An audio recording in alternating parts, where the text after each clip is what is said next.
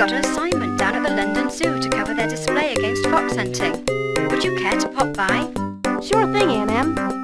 Super! Meet you at the zoo. Let's go.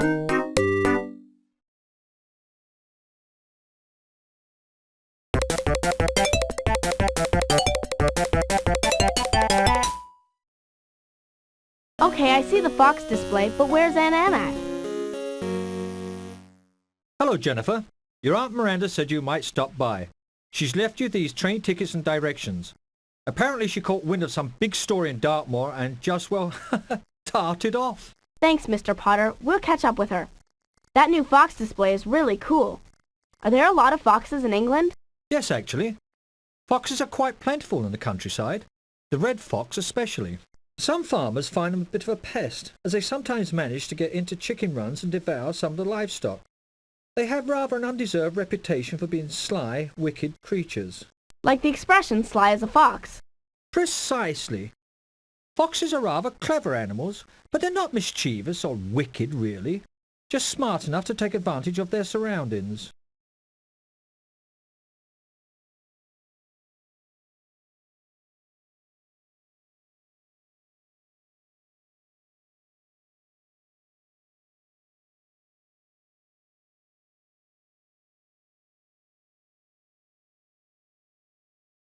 Hello. Would you two like to sign our petition? Petition for what, Chelsea? My animal rights group is trying to get a bill passed in Parliament that will protect wild animals against such things as fox hunting. Today is the beginning of the official fox hunting season. All over England, riders and hounds are preparing to sound the bugle and tear off after these little fellows. We've created this display in the hopes of persuading some of those people to find a less cruel way to spend their summer. I'm helping out by manning our petition booth, but I heard that Mrs. Feckham's group in Torby is planning something a bit more dramatic.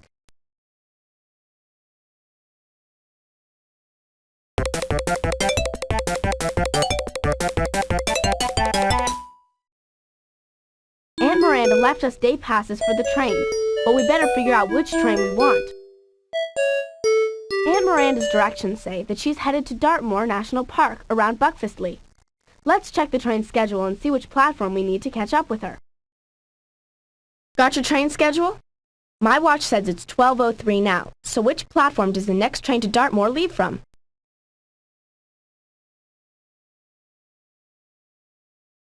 That's it. The next train for Dartmoor leaves at 12:30 from platform 10. Let's go.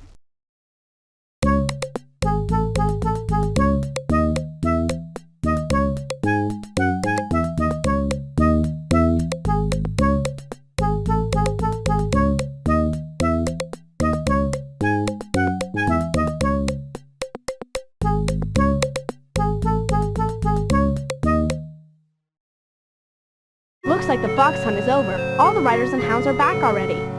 They look pretty bummed out. Something must have gone wrong. Sir Toby, can you tell us what happened? What exactly went wrong here today at your annual opening hunt? I'll tell you what happened. Sabotage, foul play, havoc. I've had these hounds out on dozens of hunts, and I've never, not once, seen them rolling about in the grass, choking and sneezing. They can't track a fox like that. We had to call off the hunt. This is all some trick of that Feckham woman and her crowd. They've fouled the hunt. What exactly is it that makes you suspect Mrs. Feckham of interfering with your fox hunt, Sir Toby? Well, why else would they have come here this morning with their signs and their little pantomime, if not to spook us all into giving up the chase? Now that's enough, Miranda. I've got to get Greyshot here to the grooms. Wow, he's really ticked off. Do you think someone really did mess up the fox hunt on purpose? I wish I knew. This annual opening hunt of Sir Toby's is quite a society event. But some people feel very strongly that fox hunting is wrong and should be stopped altogether. If someone managed to sabotage this hunt, an interview with that person would be front-page news. I bet we can figure out who foiled Sir Toby's fox hunt, Aunt Miranda. The Eagle-Eye detectives are on the case. A sorry showing today, boys. Very, very sorry. It's back to the kennels for you now, and no treats this evening. Are you talking to those dogs? Hounds, my girl, not just dogs, hounds, and some of the finest in all England, too. These hounds are specially bred for the hunt. They use a terrific sense of smell to find that old villain the fox, and they've got the stamina to chase him down. There sure are a lot of them. 40, my girl, and they do make a racket when they get to baying, but I've my bugle to be sure I'm heard over them. It was strange. Usually foxes will run hither and thither, chasing around trees, through bushes, across streams, or what not, but the hounds always manage to stay on their trail. This time round they hit a certain spot very near to Hound Tor, and suddenly all the dogs went mad, rolling around on the grass and rubbing their muzzles on the ground. Very odd, I must say. Can you tell us where that spot was exactly? Absolutely. See that path there? Follow it and you'll come to an outcropping of rocks up the way. That's Hound Tor. It was just in front of that, in some bushes, that the dogs lost the trail and started clamoring. Quite a sight, really. I've been riding with Sir Toby throughout the hunt, and we came up right behind the dogs just in time to see it. Now, if you'll excuse me, I've got to find a groom to take these burrs off Flecker's coat. Those bushes at Hound Tor must have been filled with burrs. They are not common out here at all, so I'm sure that Flecker picked them up when I rode her through the bushes to investigate the uproar. Poor thing. Blasted hounds had Athena spinning around in circles. Look at her, covered in mud. That huntsman of Toby's must be completely around the bend. Which one is the huntsman, Lieutenant Haversham? That fellow there with the bugle. He's in charge of the hounds. And a rotten job he did today, I'll say. The huntsman and his staff are responsible for flushing out Old Horrible. That's the fox. And keeping the hounds on the trail. The master, that's Sir Toby today, is in charge of the field. He makes sure that everyone riding with the hounds behaves in a safe and civilized manner. The field is how you refer to all the people riding on the hunt. Dreadful show.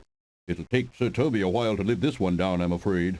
If you'll excuse me, I've got to take Athena down to Zach's smithy in Torbay. She's thrown a shoe. This path leads down to Hound Tor. Let's have a look at that part of the hunting range.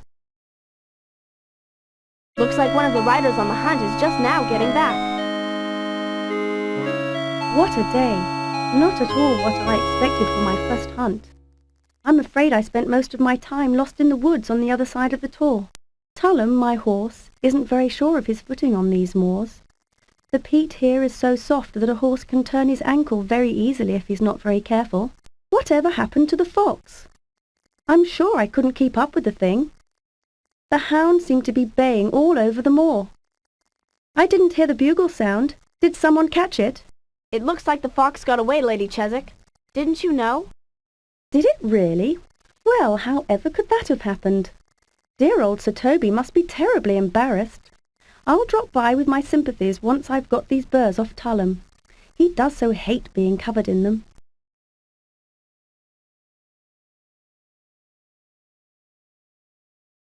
This must be the clump of bushes that Lord Pomeroy was talking about. Hey, watch out! These bushes are filled with burrs. They'll stick to your clothes like crazy. Look! Those are fox footprints. The fox came through here all right. And here are a bunch of bigger paw prints. The hounds. The hounds followed the fox trail to... Hey, look at that!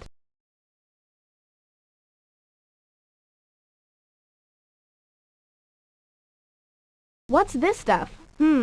It smells like... Achoo! Cayenne pepper! Someone dumped cayenne pepper all over the fox's trail. No wonder the dogs lost the scent. Their noses were too filled with this strong-smelling pepper to smell out the fox. Somebody followed the fox here and put this pepper down to stop the hounds. But who? Let's examine these hoof prints. They may be the key to the entire mystery.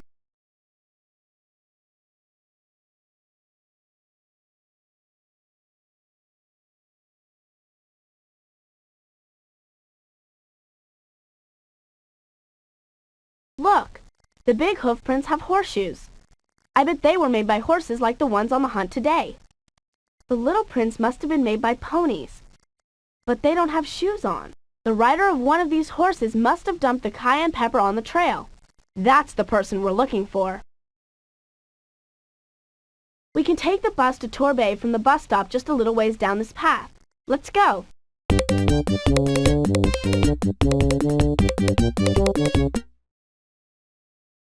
There's Zach from the smithy.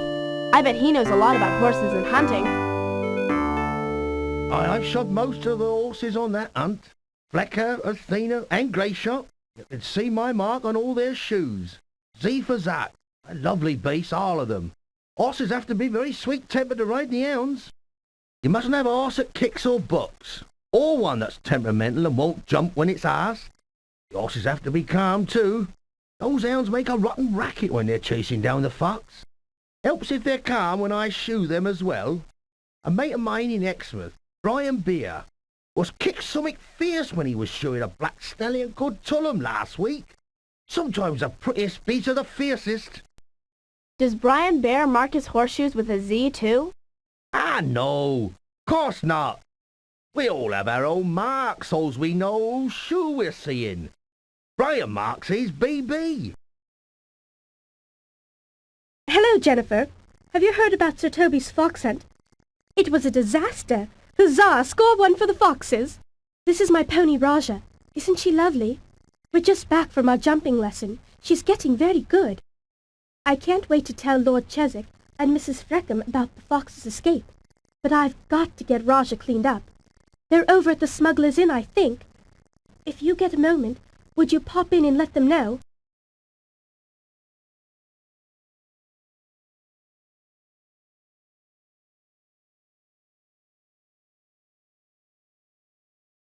Raja's great, isn't she? She used to be a wild pony, like the ones that roam free on the moors. But my dad bought her at an auction. A little breaking in and she's a terrific mount. Cool. Ponies just wander around loose on the moors? How can you tell if they're wild or if someone owns them? The wild ponies aren't shod, meaning their hooves aren't protected by horseshoes. Riding ponies like Raja have to have shoes to protect their hooves. The rest of the fox hunt protesters are having a bite to eat at the Smuggler's Inn. Let's go have a chat with them. There are the rest of the protesters, Mrs. Feckham and Lord Cheswick. They'll be psyched when we tell them that Sir Toby's hunt failed. This lot have been in here all morning, yammering on about their precious foxes. You can tell none of them have ever tried to raise chickens in these parts. My mate Harry has had a devil of a time with the blasted vermin. They've burrowed under every fence he's ever built and made off with some of his prize hens. Egg-laying hens, mind you, not cheap. He's laid traps and stayed up nights with his shotgun, but he's never caught the blighters. Some of us don't feel a bit sorry when hunting season comes around. A disaster, was it? How marvellous!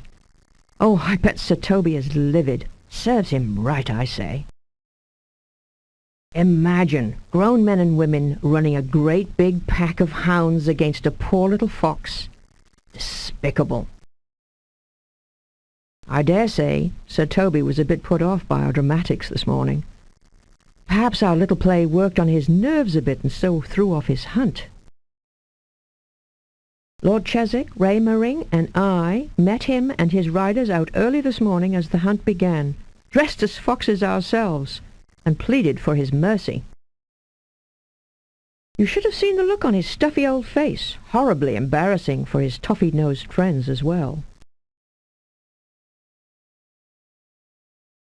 The fox escaped. Well done. Foxes are fascinating wild creatures. I'm not in favour of hunting them myself. I think it's cruel to pit one animal against a pack of larger beasts, but I didn't interfere with their fox hunt. Dear Mrs. Feckham and I made our quiet protest at Sir Toby's estate, then retired to the Smuggler's Inn to wait out the hunt. Ray Mering protested with us this morning. Charming girl. I believe she had a riding lesson afterwards. She dashed off right away.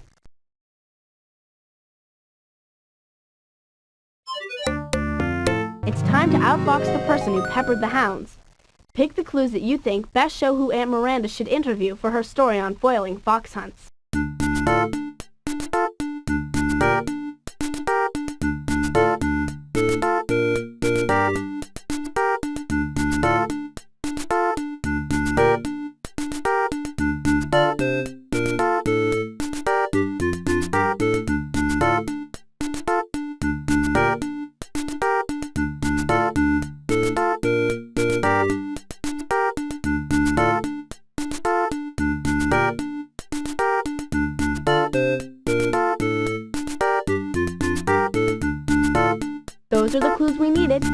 Now point out the person that you think is responsible for ruining Sir Toby's fox hunt.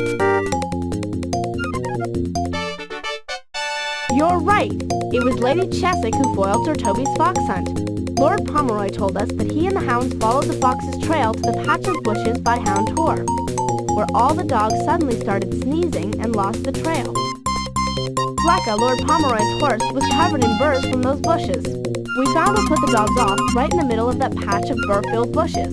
Pounds and pounds of cayenne pepper spilled right over the fox's trail. The hoof prints around the bushes showed that a horse with a shoe marked Z, a horse with a shoe marked BB, and a pony without shoes had been in the bushes after the fox. Ray Meringue protested the fox hunt, and she was riding her pony that day. But her pony Raja has shoes. Ray told us about the wild ponies that roam the moors. A wild pony wouldn't have shoes on its hooves. That would account for those small unshod hoof prints.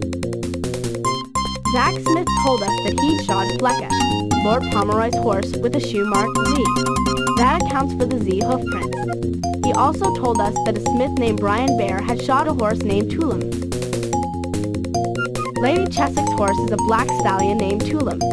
He was covered with burrs just like those on Lord Pomeroy's horse.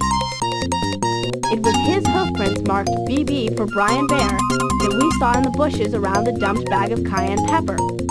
Tulum was there because Lady Cheswick had chased the fox there to dump the pepper on its trail.